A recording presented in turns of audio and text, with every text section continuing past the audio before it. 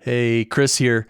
So let's talk about how you can help your podcast guests connect online, connect remotely for the recording session. So let's say you have a podcast and you invite a guest.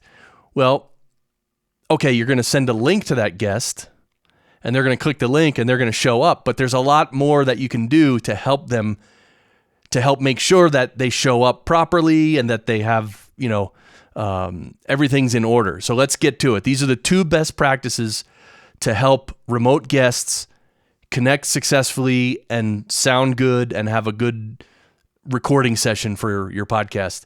The first one is that you should email detailed instructions to the guest at least several days before the recording session, if not a week or two, whatever. But what you want to do,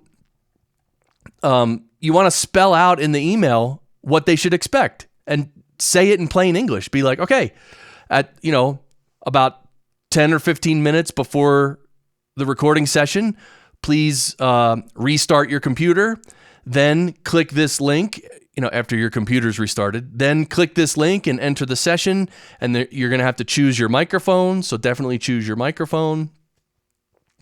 And also, make sure you're in a quiet place so you don't have a lot of noise around you. And, also what I do is I actually put my phone number in there and I'm like, hey, if you have any trouble connecting, call me.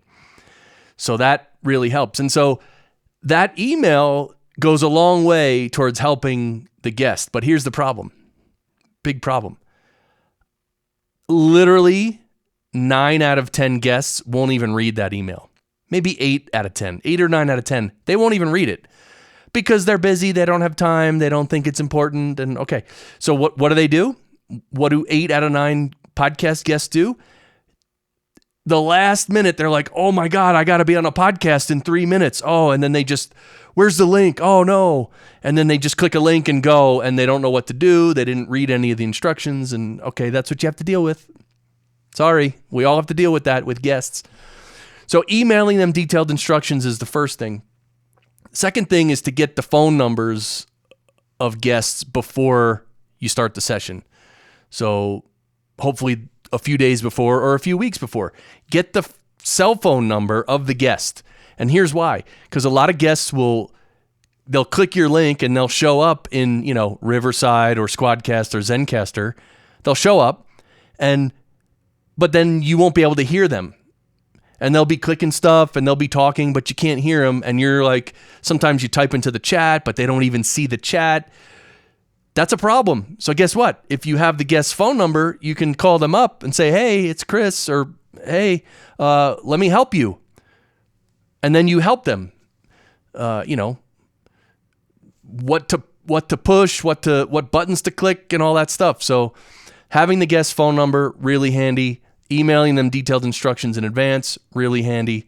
And it's also good for you as a podcast host to have everything straight in your mind of how it's going to work and be very methodical about it.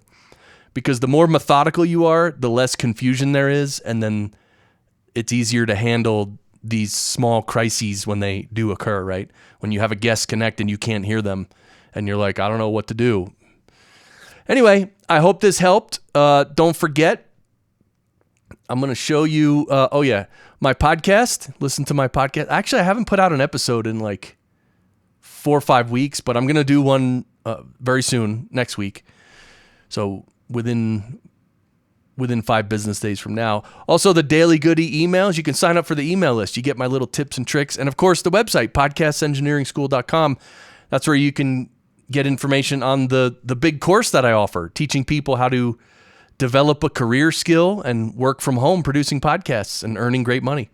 So that's it. Thanks for watching. If you want to give a thumbs up, please do. If you want to subscribe, please do. Little pause for effect there. All right. Thanks, everybody. We'll see you next time. Bye.